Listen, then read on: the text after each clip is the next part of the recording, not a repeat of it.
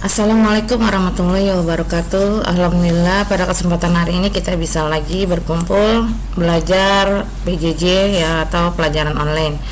Alhamdulillah kemarin pelajaran 1 dan pelajaran 2 kita sudah pelajari dan kita sudah tes ya dengan PUH 1 ya.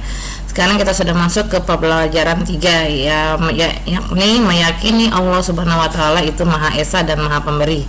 KD yang dimuat adalah KD 3.3 dan KD 3.4, yaitu memahami keesaan Allah yang Maha Pencipta berdasarkan pengamatan terhadap dirinya dan makhluk ciptaannya yang dijumpai di sekitar rumah dan sekolah.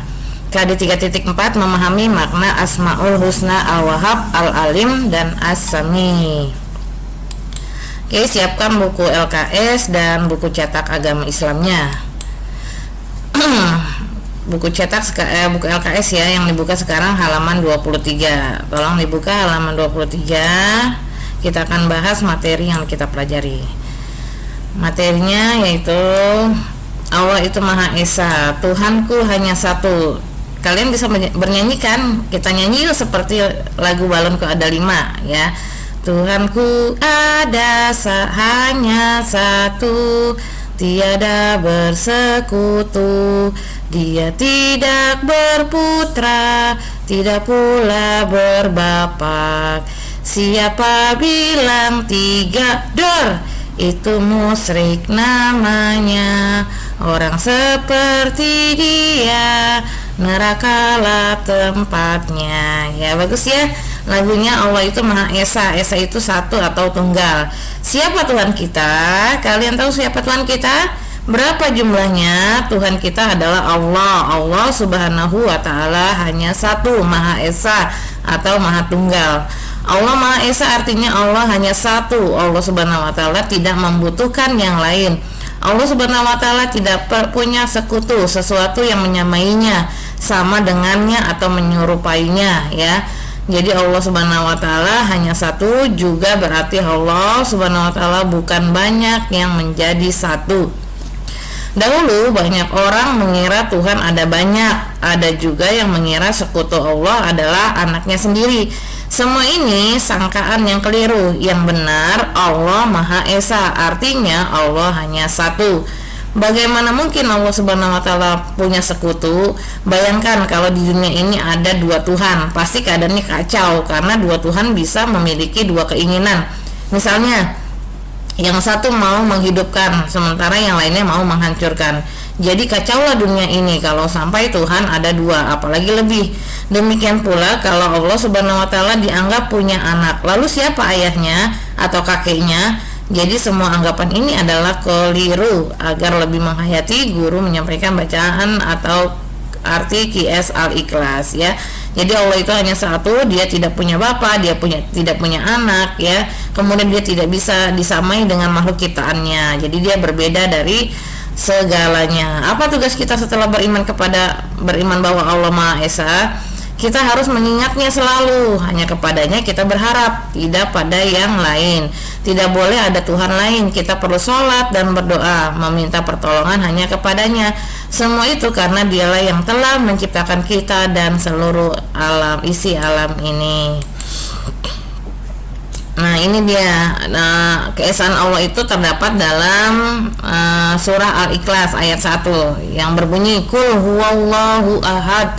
Artinya katakanlah Muhammad dialah Allah yang Maha Esa ya. Ayat di atas ini menjelaskan bahwa Tuhan itu hanya satu, tidak bersekutu, yaitu Allah. Jika Tuhan kita lebih dari satu, maka alam ini akan hancur karena saling berebut kekuasaan. Allah tidak membutuhkan siapapun. Oleh karenanya kita harus beribadah dan berdoa kepada Allah.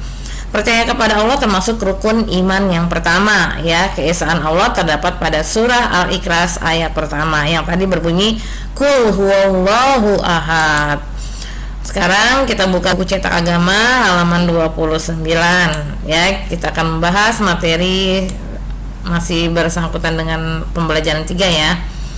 Meyakinin Allah Maha Esa dan Maha Pemberi ya. Jadi Allah itu Maha Esa dan Maha Pemberi. Tuhanku adalah Allah yang Maha Esa. Allah hanya satu dan tidak ada Tuhan selain Allah. Allah juga Maha Pemberi. Allah memberikan karunia kepada semua makhluk yang Dia kehendaki.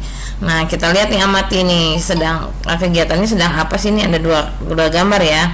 Nah, buatlah pertanyaan dari hasil pengamatan. Apakah kalian bisa, apa yang sedang dilakukan kalau membuat pertanyaan menggunakan apa, bagaimana, siapa, ya, kemana, di mana. Oke.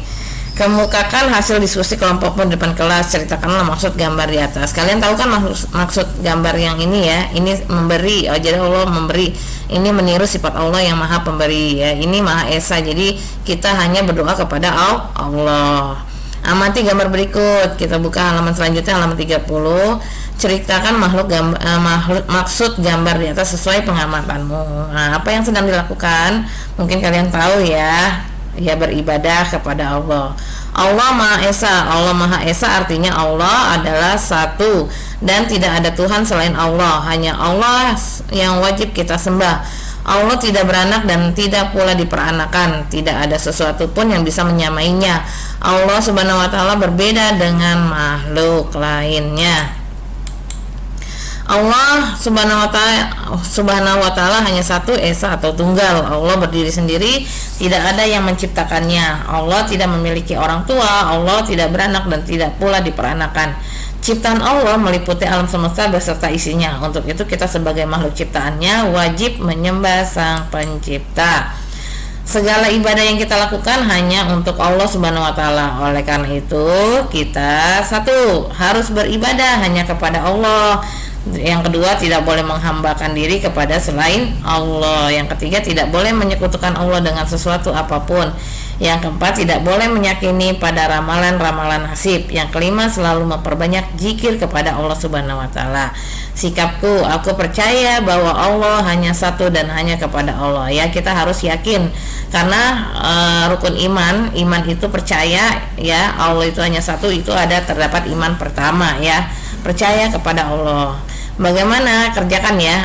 Bagaimana cara meyakini bahwa Allah Subhanahu wa taala itu Maha Esa? Lakukan bergantian bersama temanmu. Nah, ini coba kalian kerjakan, nanti ditulis di sini jawabannya ya. Lalu kirim ke Google Classroom. Sudah banyak nikmat yang Allah berikan, salah satunya diberi nikmat sehat dan nikmat diberinya anggota tubuh dengan fungsinya masing-masing. Ketika kita mendapatkan nikmat dari Allah, kita wajib bersyukur, dan ketika kita mendapat musibah, beristighfarlah mengucapkan astagfirullahalazim ya. Cara kita menyembah Sang Pencipta atau Ya Rob, kita biasa panggil Ya Rob, adalah dengan menjadi orang yang bertakwa, yaitu orang yang menjalankan perintahnya dan menjauhi larangannya. Menjalankan perintahnya dengan beribadah, sholat 5 waktu, menjauhi larangannya dengan tidak melakukan perbuatan dosa. Nah, sekarang kerjakan latihan yang ada di buku cetak halaman 33 ya. Ini kalian isi, nanti kamu kirim ke Google Classroom ya. Selamat pagi, selamat bekerja, semangat pagi. Assalamualaikum warahmatullahi wabarakatuh.